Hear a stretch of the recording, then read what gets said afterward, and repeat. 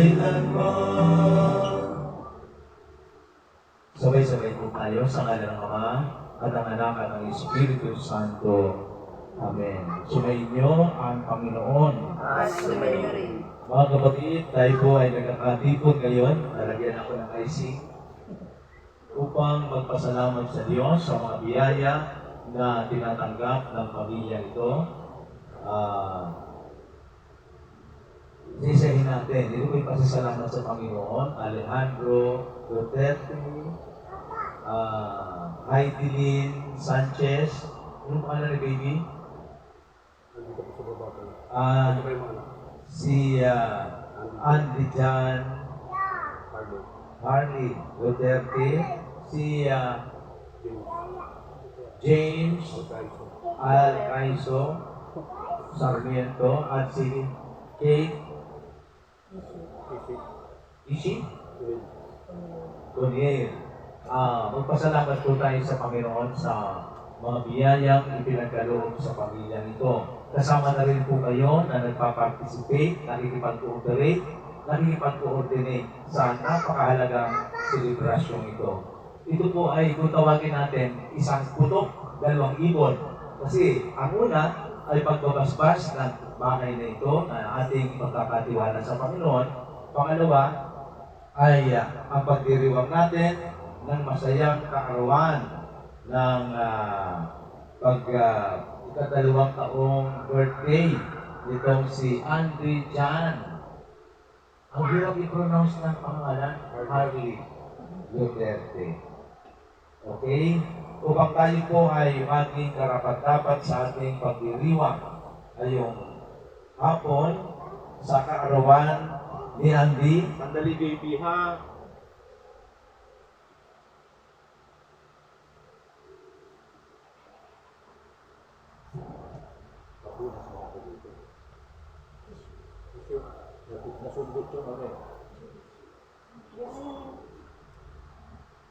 Manalangin tayo.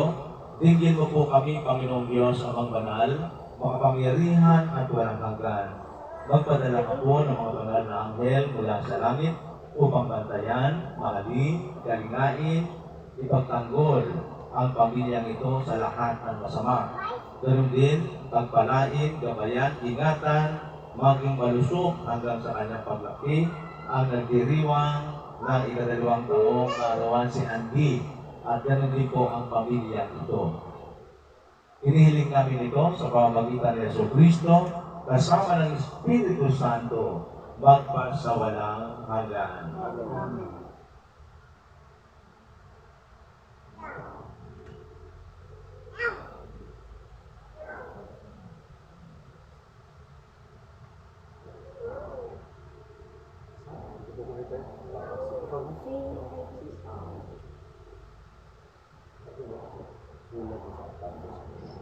Sulat ni San Pablo sa mga taga-Kolosas. Kayo hinirang ng Diyos, itinalaga para sa Kanya, at minamahal niya. Kaya dapat kayong maging mahabagin.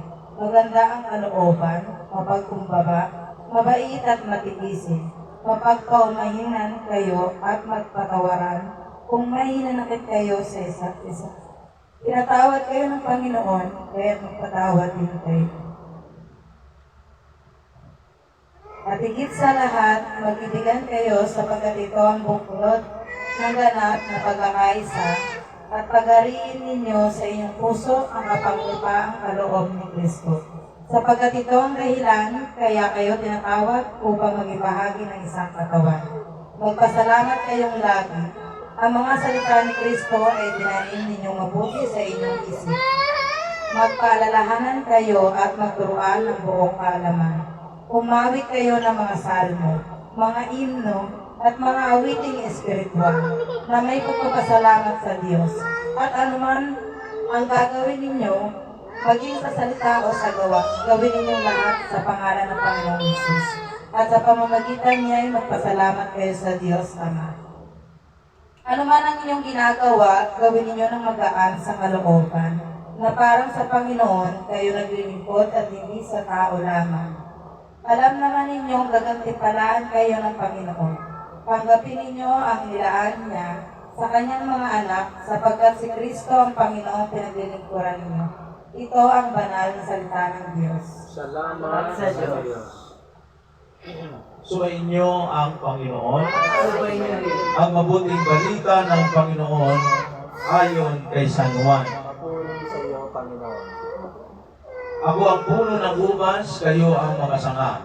Ang nananatili sa akin at ako sa kanya, ang siyang mamumunga ng sagana, sapagkat wala kayong magagawa kung kayo'y hiwalay sa akin. Kung paanong iniibig ako ng Ama, gayon din naman iniibig ko kayo. Mananatili kayo sa aking pag-ibig kung tinutupad ninyo ang aking mga utos. Mananatili kayo sa aking pag-ibig tulad ko, tinutupad ko ang mga utos ng aking Ama, at ako'y nananatili sa kanyang pag-ibig. Sinasabi ko sa inyo ang mga bagay na ito upang makahati kayo sa kagalakan ko at malubos ang inyong kagalakan. Ito ang aking utos, mag-ibigan kayo gaya ng pag-ibig ko sa inyo. Walang pag-ibig na hihigit pa sa pag-ibig ng isang taong nag-aalay ng kanyang buhay sa kanyang mga kaibigan. Ang mabuting balita ng ating kaligtasan. Pinupuri ka namin, Panginoon Kristo. Mga minamahal kong kapatid, isang bagay na dapat ay magpasalamat natin sa Diyos. Yung una, tayo ay pinagpapala ng Panginoon. Iniingatan, kinagabayan, at pinagkakatiwalaan ng mga biyaya na nagbubuhat sa Kanya. Kaya dapat lang at siya ay ating pasalamatan, siya ay ating punihin. At ngayong araw nito, magbabasbas tayo ng buong bahay, agad doon sa kabila, at ipag-pray natin ang batang si Andy na lalo pang maging matalino, maging malusog, at maging kaaya-aya sa harapan ng Panginoon.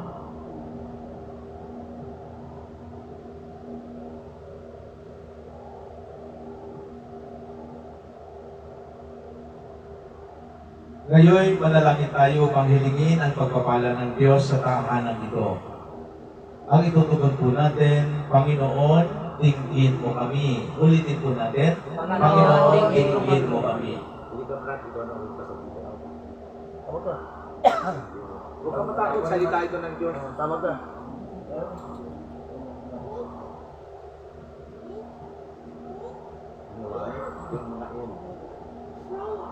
Naway maligtas ang mga taong nakatira rito.